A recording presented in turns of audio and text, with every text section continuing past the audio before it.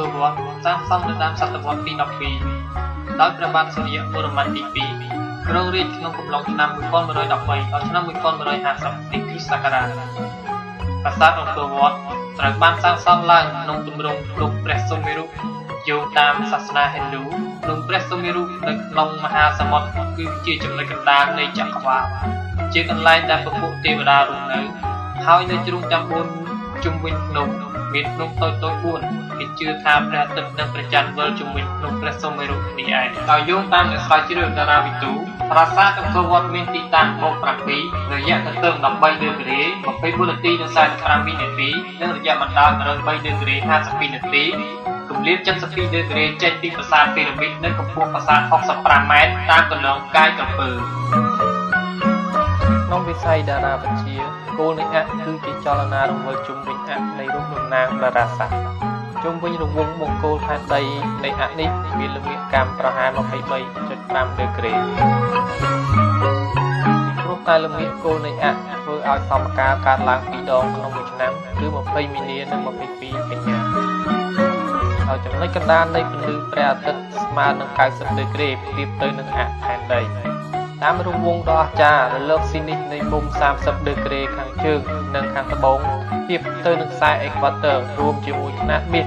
នៃផែនដីដែលមានក្រឹតគម្លាត P ស្មើនឹង 1,618 យើងអាចបែងចែកចម្ងាយសមាមាត្រចេញពីអង្គរទៅពីរ៉ាមីតគឺ 4,754 ម៉ាយស្មើនឹង 19.1% ពីពីរ៉ាមីតទៅកាន់ណាហ្សាកាគឺ 7,692 ម៉ាយស្មើនឹង 30.9% ណាហ្សាកាទៅកាន់កោះអ៊ីស្ទ័រគឺ 2,375 ម៉ាយស្មើនឹង 9.54% និងពីកោះអ៊ីស្ទ័រទៅកាន់អង្គរវិញគឺ 1071 ម៉ាយស្មើនឹង 40.46%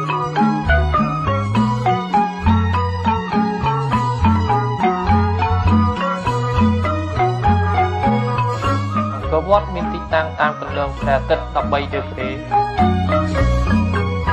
និងមានលំនឹងបូក3ដឺក្រេពីកើតទៅត្បូងដូចនេះហើយជារៀងរាល់ឆ្នាំនៃសមកាលព្រះអាទិត្យតែងតែរះចំចំពោះប្រាសាទអង្គរវត្ត2ដងក្នុងមួយឆ្នាំគឺថ្ងៃទី20មីនានិង22ឬក៏23កញ្ញា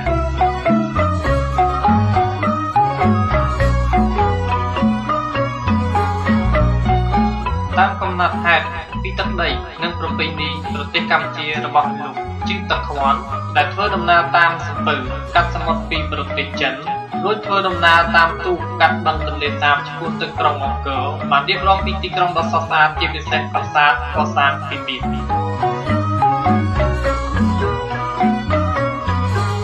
ព្រមជាមួយស្លាកស្នាមមាសនៅសល់លើសាលាជ្រឹកដូចជារូបចម្លាក់ថែមព្រះបាទសូរ្យវរ្ម័នទី2នៅខែខានសួរនឹងនរោប្រសិនបើយើងស្រមៃអំពីប្រាសាទអង្គរវត្តសាងសង់អំពីមាសយើងអាចមើលឃើញពីទិដ្ឋភាពប្រស្រស់តកានៃប្រាសាទនេះរួមមានដូចជាស្រះទឹកបណ្ណាល័យខាងក្នុងខាងក្រៅទីសក្ការៈបូជាដែលមានអាងទឹកទាំង4ទិសព្រះបាទសូរ្យវរ្ម័នទី2ព្រះអង្គបានសាងសង់អង្គរវត្តដើម្បីថ្វាយដល់សាសនាហិណ្ឌូ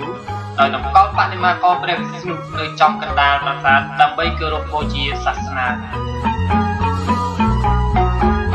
ប្រាសាទអង្គរវត្តមានឈ្មោះដើមថាប្រាសាទបរមវិស្ណុលោក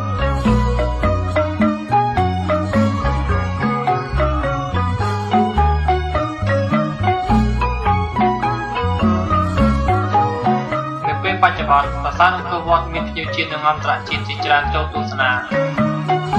ចំណែកឯរូបព្រះវិស្ណុត្រូវបានគេរកឃើញនិងតម្កល់ទុកនៅគោបុរៈទី1មានកម្ពស់3ច្រកចូលទី2ដែលសពថ្ងៃហៅថាលោកតារាជប្រាសាទត្រាំដំបូងគឺមាននៅសតវត្សទី16ឈ្មោះនៃប្រាសាទអង្គរវត្តគឺព្រះមហានគរឥន្ទ្រប្រទព្រះវិស្ណុលោក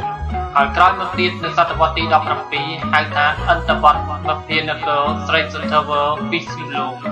ចំ ចំណែកឈ្មោះអង្គរវត្តគឺជាឈ្មោះសាមញ្ញសម្រាប់កំណត់បូជនីយដ្ឋានសពថ្ងៃគឺកិត្តិយសស្ថិតនៅចំខាងមុខនៃគោបុរៈប្រាសាទអង្គរវត្តដែលមានចម្លាក់ជាច្រើននៅតាមថែវនីមួយៗ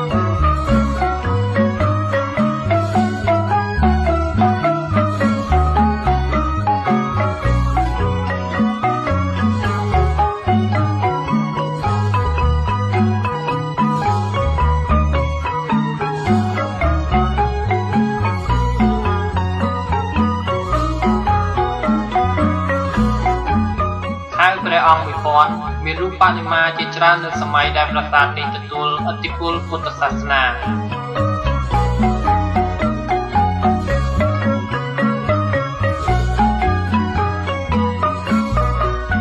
នៅជាន់ទី3មានតែព្រះមហាក្សត្រនិងគ្រូអាចារ្យទេដែលអាចឡើងបានជាន់នេះគឺជាគ្រឹះនៃប្រាង្គទាំង5ប្រាង្គកណ្ដាលមានកម្ពស់42ម៉ែត្រពីជាន់ទី2មកនៅពាក់កណ្ដាលសតវត្សទី15ប្រាង្គកណ្ដាលនោះត្រូវបានបិទជិតដោយរូបពុទ្ធបដិមាករទាំង4ទិសជំនួសឲ្យព្រះវិស្ណុប្រសិនបើប្រាសាទអង្គរវត្ត